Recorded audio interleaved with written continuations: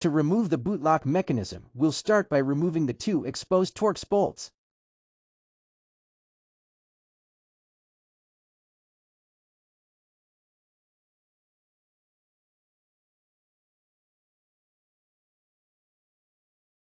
Next, we'll have to remove the inner boot cover by removing these plastic pins.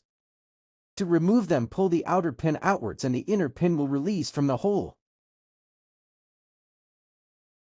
Once you pull the cover down, you will see the third Torx bolt that's holding the mechanism in place. Remove it and the mechanism will be free to slide out of the trunk lid. There will be an electrical connector on the one side of the mechanism and a wire connector for the manual key release on the other side of the mechanism that will need to be removed before the mechanism can be removed.